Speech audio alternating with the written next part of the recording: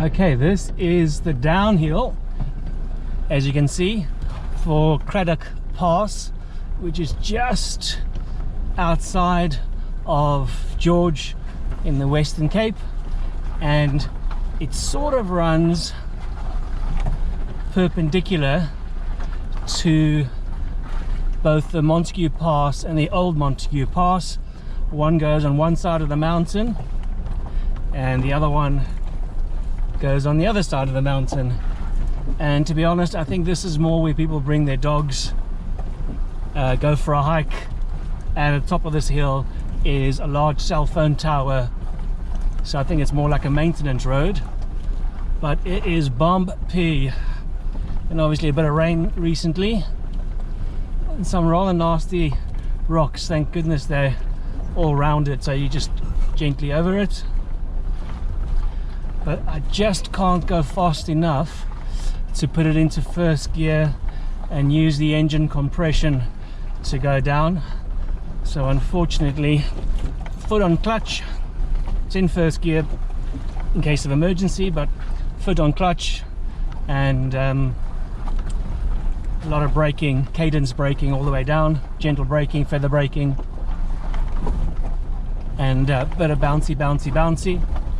It's actually quite beautiful. I mean, as you can see, the reeds are more or less to the top of the vehicle, so it's very beautiful, but there's not a lot to see. I mean, around this area is a lot of mountains, so that is stunning. But to get here, I must say, was a 90-degree turn over a river, and the bridge is semi-collapsed, so it was a matter of almost being 3 wheels instead of 4 wheels, one being in the air while taking the corner, which is a little bit nerve-wracking, but all part of the fun. For me, it's actually less fun going downhill, and from my mind, there's actually a little bit more risk of damage to the vehicle, as it were, because gravity is sucking you down, and the small bumps that you drove over and used either your clutch to help control the speed or just the engine compression, those are quite big bumps, and if you land incorrectly on a rock, it can damage wheel room again, tires, sidewalls. And I keep on having to check my speed because I'm going downhill. It's relatively steep. I'm guessing 30 degrees.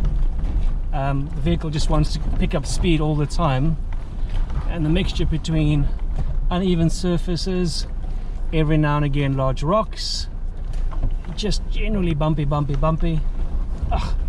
I prefer going uphill, to be honest. It's more fun.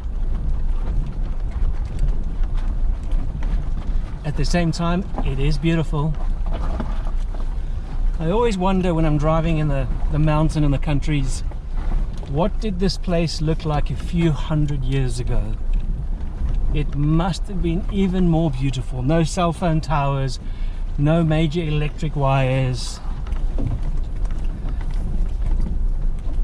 few scattered houses every now and again. I can just imagine a few hundred years ago this place being super wild, full with animals, undomesticated animals. But I'd miss my 4x4. I don't consider a horse or a donkey a 4x4. I want my 4x4 to have a low range and a high range.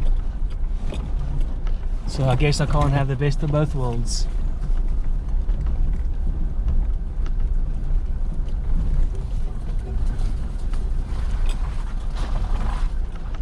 A little bit sloshy, water, mud, but my goodness, it is another beautiful drive.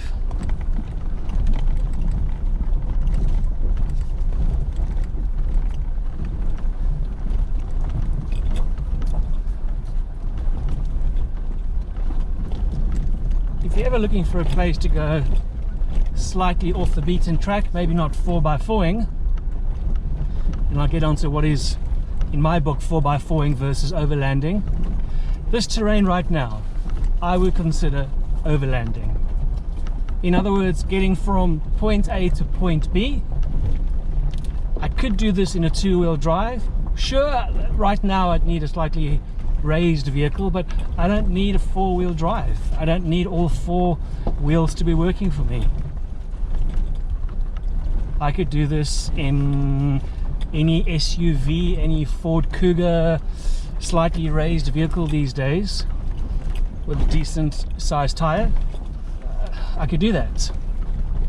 Overlanding for me is getting from point A to point B, normally through one country or between countries, where it's slightly off the beaten track, but you don't need a kitted out vehicle, you don't need four-wheel drive, you don't need raised suspension.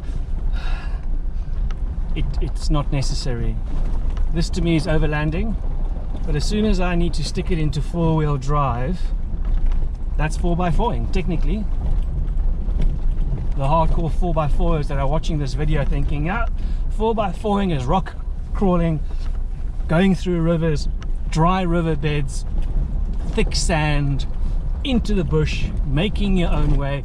That is on the other side of the spectrum, 4x4ing. I agree. That's the extreme proper hardcore 4x4ers. And in my experience, those are the guys, the standard 4x4 vehicle. It's not weighed down with a household with the goods like I have. This vehicle is my home. Rooftop tent, fridge, freezer, gas bottles, food for 2 weeks, water for 2 weeks, electricity, power points, the works. I carry another ton worth of gear over and above what's bolted onto the vehicle, so not including bumpers, not including roof racks, not including the tent.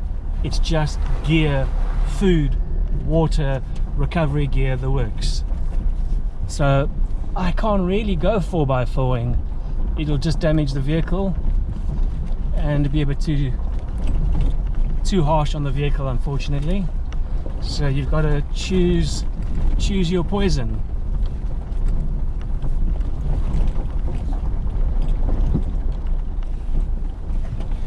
Strangely enough, I haven't messed around with the tire pressure in this environment. Now, tire pressure and what pressure the front should be, the rear should be in on different surfaces. Oh, that is a minefield. You're going to have everyone and his donkey give their opinion on tire pressure. So I'm not going to get into that now. I know my vehicle. I've looked at the box standard booklet and internet, what it says for my vehicle, and I know exactly what I want for my vehicle. But today I have got, for this environment, and actually for my video earlier on today, standard wheel pressure, standard tar wheel pressure. The vehicle has handled superbly well.